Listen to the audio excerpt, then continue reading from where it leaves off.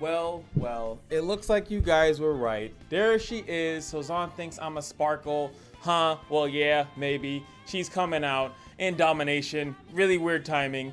But I don't know why. A lot of people just said that these cards don't do it. But does she have what I thought? If they were going to release a champion, is she a Runeterra champion? No, she's probably PNZ. But they only showed one PNZ card. So like, sorry, I think two, right? The last ones were these two, which was the Darkened Harp into this, and then this. All these flow cards, the last thing. So this was like a complete, for me, a complete throw off.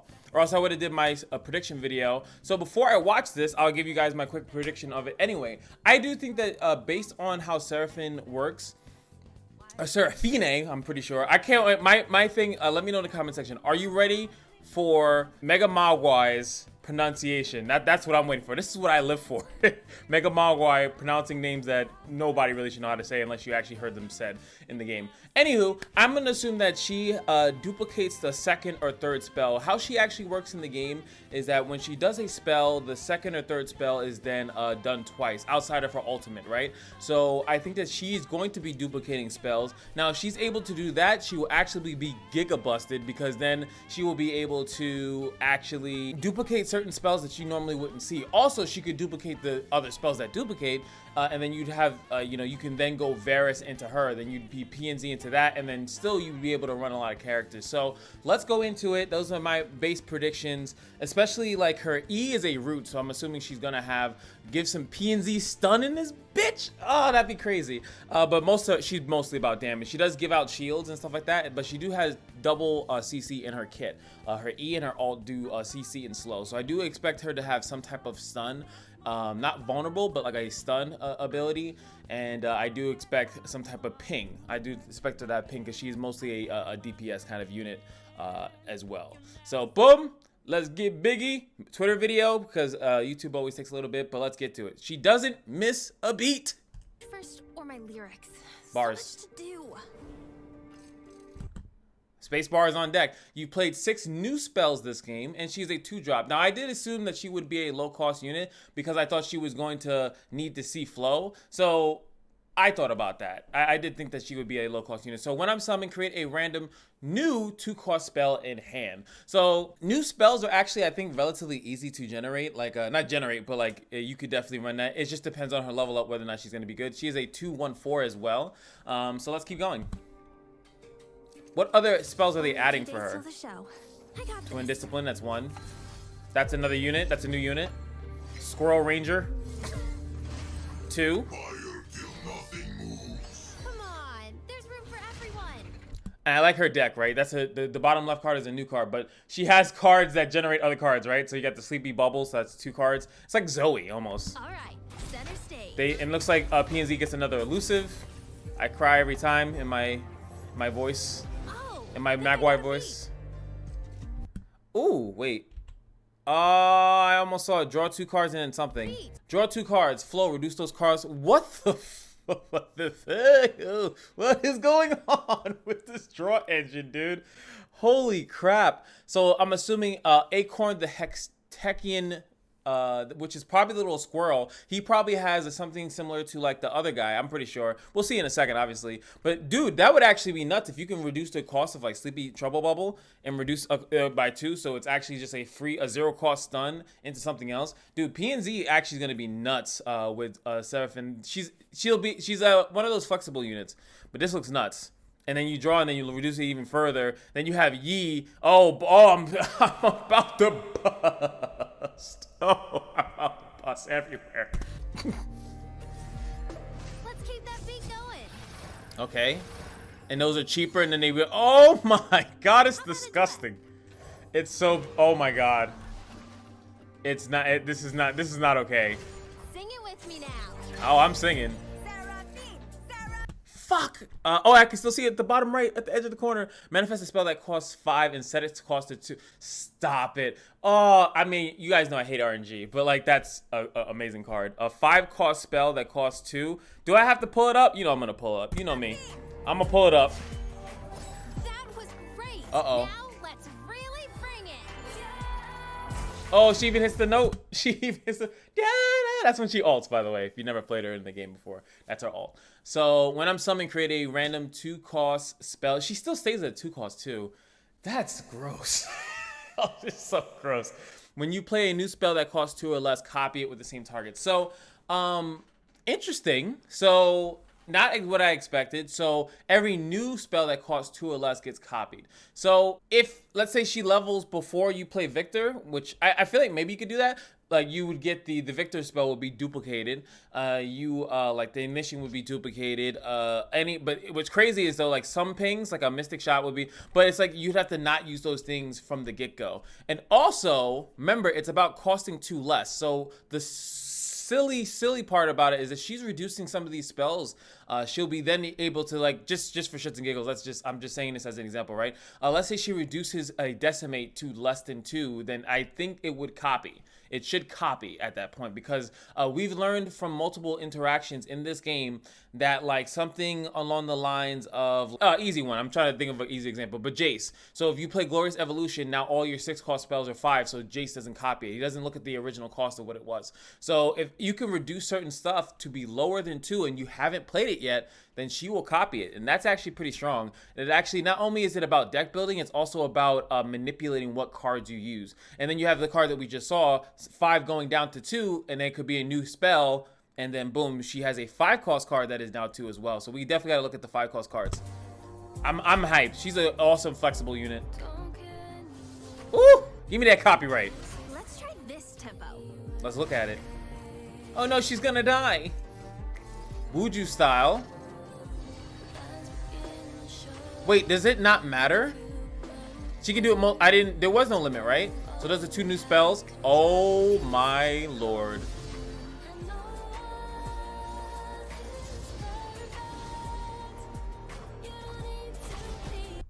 Dude, it's already P and Z, right? So you could run like a 3-2-1 split, or maybe not even, just SERAPHINE Ez is stronger. Then you don't even need, yo, this is nuts, because now you don't need Karma, right? You don't need Karma. Karma needs to go to level 10. You can level Ez quicker earlier in the match, have her help you level, and then you can, you're obviously not gonna run mono. I'm not saying we're mono, mono P and Z, but maybe, but at the same time, I think SERAPHINE Ez, and then just have like a barrage of spells, like burst speed spells, and she'll duplicate as many of them as long as they haven't seen them. That's actually insanity.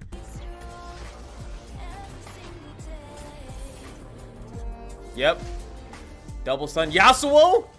I'm kidding. Double stun, which will give you 2 of the spells, right? 2 paddle stars.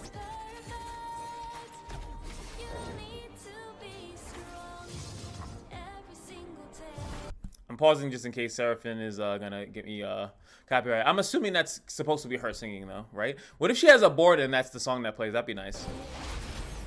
Hi, Seraphine. I'm Millie. I'm your biggest fan. Okay, bye. Hi, Millie. I'm your biggest fan. Okay, bye. Okay, bye. What the fuck was that? That was like an 8-drop, no, 7-drop something. I'm going back. Hold on. Oh, that was probably the perfect Zon Diva. What is her vocal rival? Deal 1 to all enemies. If you've played a 6+ new spells this game, deal 3 instead. This is, I feel like, the first time the enemy has the other package card, right? It's usually in our hand, right? So if she played 6 more spells in this game, deal 3 instead. So 3 board wide sweep. All enemies. It should be at an 8 cost. I feel like it should hit the Nexus as well, but it is what it is. And it is an 8-drop. And it is a skill. You too, Scratch. Just think what we sound like together. Okay, that's why.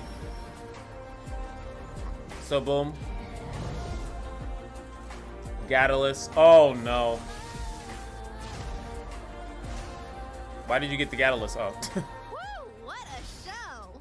6 bursts to the face. Yeah. Plenty of time for an encore. Yeah. Yeah. Oh yeah. So there goes her signature spell. So let's see. Seraphine's High Note. Deal 2 to a unit. If you've played 6 other new spells this game, deal 1 to another unit. And that's perfect because it doesn't need to target, right? So, and it looks like that's not currently a thing. That looks like a card that should be main deckable. It doesn't seem too crazy. And let me also look at her again, right? So when I'm summoned, she creates a new one that you haven't played. So you automatically get one that you haven't played yet. And yeah, it doesn't matter. And you've played this game. This is what I need to see. Her level up actually has nothing to do. Like if you draw her late, and I feel like a lot of times they should make cards like this. If you draw her late, it actually doesn't matter. Like she could be already level when you draw her late. And then depending on what kind of cards you run, hey, what the. He's like, yo, man, you remember me? I was like, yeah, I know. We've seen you already, you jerk. All right, so what else do we have here? We have the Crowd Pleaser, which is given ally +2, +0, and quick attack this round. Flow, create a new, oh my, I'm surprised this is not a champion spell, honestly. But that's great. A burst speed card that if Flow is activated, you get a new card, so it will help level Seraphine and just all these other cards that synergize with that as well. And Inspired Plans, her making her hoverboard thing, which is actually a equipment. Is P&Z have like the most equipments now? Because they just got a darkened weapon, they have the Catalyst, and now they have this one. Inspired Plan, two cost equipment, +1/+1. Create a new cost spell in hand and give it fleeting, and that's an attack. So you have even more things to fuel into her. That's actually really cool. And this is the other card that we saw before, Acorn, the Hextechian. An excess strike, reduce the cost of the most expensive spell in hand by 2.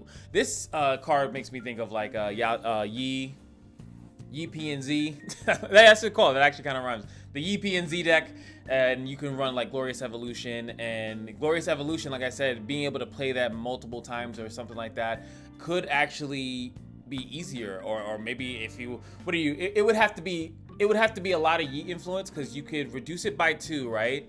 By one of these random cards that are here. Reduce it by 2, so it's 8 costs.